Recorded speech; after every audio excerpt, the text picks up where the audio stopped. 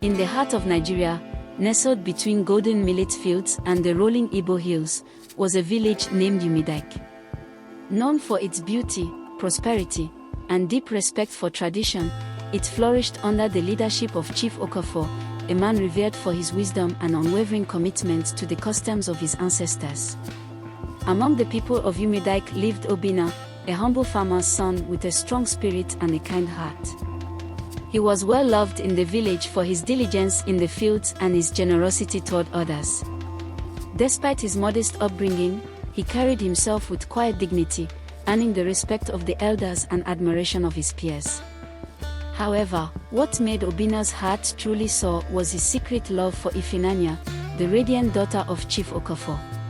Their love was whispered among the villagers, spoken of in hushed tones, for it was forbidden. Ifunanya's hand had been promised to Izudo, a powerful warlord from a neighboring clan. This union was not born of love but of necessity, a pact meant to secure peace and protection for Umudike. Any defiance of this agreement would bring shame and conflict upon the village. But love, once kindled, refuses to be extinguished. Obinna and Ifunanya's bond grew stronger with each passing day. Under the watchful moonlight, they met in secret by the sacred river, where the water whispered their dreams to the stars. It was there that they spoke of a future where love was not dictated by duty, where their hearts could be free. Unknown to the lovers, their secret had not gone unnoticed. Chima, Obinna's closest friend, harbored feelings for Ifunanya. He had watched from the shadows, his love unspoken, his heart torn between loyalty and envy. Night after night, he saw them together, their laughter like a dagger to his soul. The seed of jealousy took root, twisting into resentment. One fateful evening, he followed them to their hidden meeting place and witnessed their vows of eternal devotion. Blinded by bitterness, Chima made his decision. He approached Chief Okafor and revealed the lover's secret. The chief, furious at the defiance, summoned his council. Betrayal of tradition was a grave offense, one that could not be overlooked. With a voice like thunder, he decreed that Obinna would be exiled for dishonoring the customs of the village. The following morning, the village square was filled with murmurs. Obinna stood accused, his head held high despite the weight of injustice pressing upon him. Ifunanya, her eyes brimming with tears, pleaded with her father, but her words fell upon deaf ears. The chief's judgment was final. With a heavy heart, Obinna left the village, his eyes meeting Ifunanya's one last time, a silent promise that their love would not fade. Obinna wandered the wilderness, his soul burdened by betrayal and loss. Days turned into weeks, and the dense forest became his home.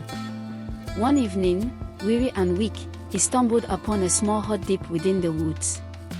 There, he met Elder Aneo, a wise hermit who had long abandoned the ways of men to live in harmony with nature.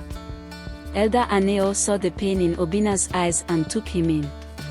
He healed his wounds, both of the body and spirit, and over time, he became Obinna's mentor. The elder spoke of the wisdom of the ancestors, of the strength found in perseverance, and of the courage to face one's destiny.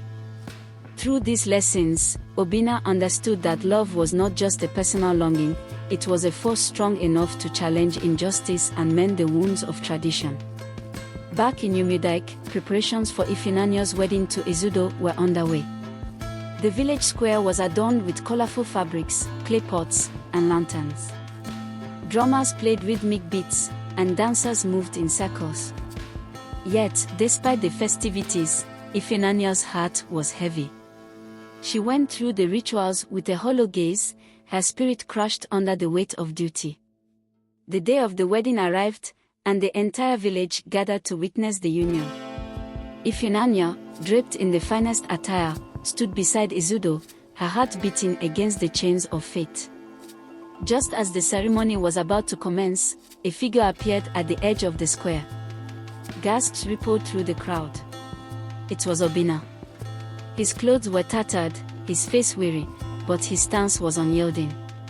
He walked forward with the grace of a man who had faced the storm and emerged stronger. The murmurs grew louder as he raised his voice, calling for justice. He declared his love for Ifunanya and challenged Izudo's claim. Izudo stepped forward, his eyes dark with rage. "You dare defy our traditions," he thundered. "You are but a farmer's son. You have no right to challenge me." Obinna did not falter. "Love is not a right to be claimed," he said. "It is a bond that cannot be broken by fear or force." The villagers, initially shocked, began to murmur among themselves. Tradition had ruled their lives for generations, but here stood a man who had faced exile and returned with the fire of truth in his heart. Chima, unable to bear the weight of his guilt, stepped forward. He fell to his knees before the chief, his voice trembling. "It was I who betrayed them," he confessed. "I let envy cloud my heart.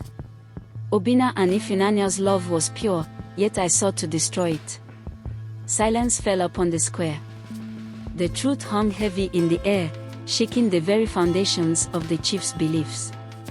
He looked at his daughter, then at Obinna, and finally at Chima, whose face was etched with remorse. Deeply conflicted, the chief decided to let the ancestors speak. He summoned the village to the sacred Iroko Tree, where a ritual would determine the lover's fate. If the ancestors disapproved, Obinna would be banished forever. As the ritual began, the drummers played a solemn rhythm, and the elders chanted. The villagers watched in tense silence. Suddenly, a gentle breeze swept through the clearing, and the Iroko tree shed its blossoms, showering Obinna and Ifunanya in a golden glow. The elders declared it a sign of the ancestors' blessing. The chief, moved by the divine intervention, revoked Ifunanya's arranged marriage and gave his blessing to her union with Obinna. A roar of celebration erupted from the villagers. The drums beat louder, and joy spread like wildfire. Obinna and Ifunanya were married under the Iroko tree in a grand ceremony, a union that healed the rift in the village. Even Izudo, though disgruntled, accepted the will of the ancestors and left in peace. Chima, forgiven but humbled, vowed to dedicate his life to serving the community, his heart forever changed by the lessons of his mistakes.